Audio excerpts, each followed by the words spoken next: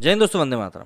इमरान खान की कुर्सी भले ही चली गई हो, लेकिन उनके दिलो दिमाग से पाकिस्तान और भारत की जो यादें हैं वो निकल नहीं पा रही। भारत तो खास तौर पर उनको बार बार रह रह कर याद आता रहता है, और नरेंद्र मोदी तो ऐसा लगता है शायद उनको सपनों में भी आते रहते होंगे। अब आप कहेंगे कि भाई इतना क्या हो गया, तो देखिए, इमरान खान की कुर्सी छूटने के बाद से वो लगातार भारत की तारीफ कर रहे हैं, लेकिन अब एक बार फिर से उन्होंने अपना सुर बदलते हुए भारत की आलोचना करना शुरू कर दिया है। साथ ही साथ उन्होंने ये भी दावा किया है कि पाकिस्तान के जल्द ही टुकड़े टुकड़े होने वाले हैं और भारत उसके ऊपर राज करेगा।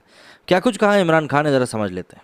पाकिस्तान के पूर्व पीएम इमरान खान ने सरकार को कड़ी चेतावनी देते हुए कहा है कि यदि सही फैसले नहीं लिए जाते हैं तो देश 3 टुकड़ों में बढ़ जाएगा। सरकार के खिलाफ लगातार जल से निकाल रहे इमरान खान ने कहा कि अगर शहबाज सरकार और सैन्य प्रतिष्ठान सही फैसले नहीं लेती है तो पाकिस्तान 3 भागों में टूट जाएगा। एक इंटरव्यू में उन्होंने कहा कि देश आत्महत्या के कगार पर है, ऐसे में सही फैसला लिए जाने की काफ़ी सख्त ज़रूरत है। इमरान खान ने कहा कि यहाँ वास्तविक समस्या पाकिस्तान और स्थापना की है। यदि प्रतिष्ठान सही निर्णय लेते हैं तो मैं आपको लिखित रूप में बता सकता हूँ कि उन्होंने नष्ट कर दिया जाएगा और सशस्त्र बलों को सबसे पहले नष्ट किया जाएगा। बता दें कि पाकिस्तान में सत्ता प्रतिष्ठान का अर्थ राजनीतिक नेतृत्व के अलावा सैन्य लीडरशिप में भी माना जाता है। ऐसे में उनका बयान दोनों पर ही टिप्पणी माना जा रहा है। उन्होंने आगे कहा कि एक बार जब देश नष्ट होता है तो ये डिफ़ॉल्ट हो जाता है और अंतर्राष्ट्रीय दुनिया पाकिस्तान से परमाणु निस्त्रीकरण की ओर आगे बढ़ सकती है, जैसा कि यूक्रेन के साथ 1990 के दशक में किया गया था। विदेश में भारतीय थिंक टैंक बलूचिस्तान को अलग करने पर विचार कर रहे हैं। उनकी योजना ही यही है और यही कारण है कि मैं इतना ज़्यादा दबाव भी डाल रहा हूँ। शहबाज सरकार पर निशाना साधते हुए इमरान खान ने कहा कि गठबंधन सरकार अमेरिका को खुश करने के लिए काम कर रही है। नवाज शरीफ और आसिफ अली जरदारी ने हमेशा से अमेरिका, भारत और इजराइल गठजोड़ का बनाने का काम किया है। शहबाज सरकार की योजना पाकिस्तान को मजबूत करने की कभी है ही नहीं। भारत पर आरोप लगाते हुए इमरान खान ने कहा कि भारत मुझे इस्लामाबाद में पसंद नहीं करता क्योंकि मैं एक इंडिपेंडेंट विदेश नीति चाहता था। जब आप एक इंडिपेंडेंट विदेश नीति चाहते हैं तो आपको कभी कभी ना भी कहना पड़ता है। पीएम पद से हटाए जाने के बाद से इमरान खान बौखलाए हुए हैं।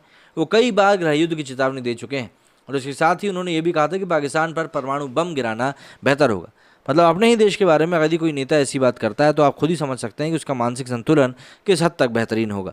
खैर, इमरान खान जब से अपने पद से हटे हैं, वाकई में ये चीज़ सही कही जा रही है कि वो बौखलाए हुए हैं और शहबाज शरीफ के ऊपर इतने ज़्यादा आरोप प्रत्यारोप कर रहे हैं और ये बात मानने के लिए तैयार नहीं कि देश का बेड़ा गर्क तो इनने भी जाते जाते किया था। आपको नहीं पता हो तो आपकी जानकारी के लिए बता दूं कि इनने पद छोड़ने के ठीक 1 से 2 दिन पहले ही पेट्रोल और डीजल के रेट में 10 से 12 रुपए की कमी कर दी थी, जबकि IMF लगातार कह रहा था कि अभी आपके देश में रेट को बढ़ाने की ज़रूरत है। इसीलिए शहबाज शरीफ के ऊपर एक अचानक से दबाव आ गया और उसके बाद उनको इकट्ठा 35 रुपये प्रति लीटर पेट्रोल का रेट बढ़ाना पड़ा। अब यहाँ पर इमरान खान तो अपनी कॉलर को चमका कर चले गए, लेकिन शहबाज शरीफ को यहाँ पर जहर का घूंट पीना पड़ा, क्योंकि अगर वो ऐसा नहीं करते तो IMF उनके कर्ज की किश्त को रोक देता और वो पाकिस्तान के लिए ज़्यादा हानिकारक हो जाता। अब ऐसे में एक बार फिर से बलूचिस्तान का राग अलाप रहे हैं इमरान खान, जबकि भारत में इसको लेकर तो कोई जिक्र भी नहीं हो रहा, लेकिन पाकिस्तान ऐसा लगता है कहीं ना कहीं इनडायरेक्टली भारत को आइडियाज़ देने का भी काम करता रहता है।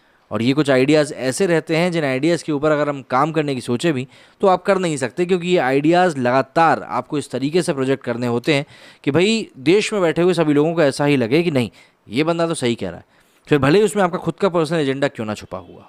मेरे स्टूडियो में फिलहाल इतना ही। जय हिंद, जय भारत।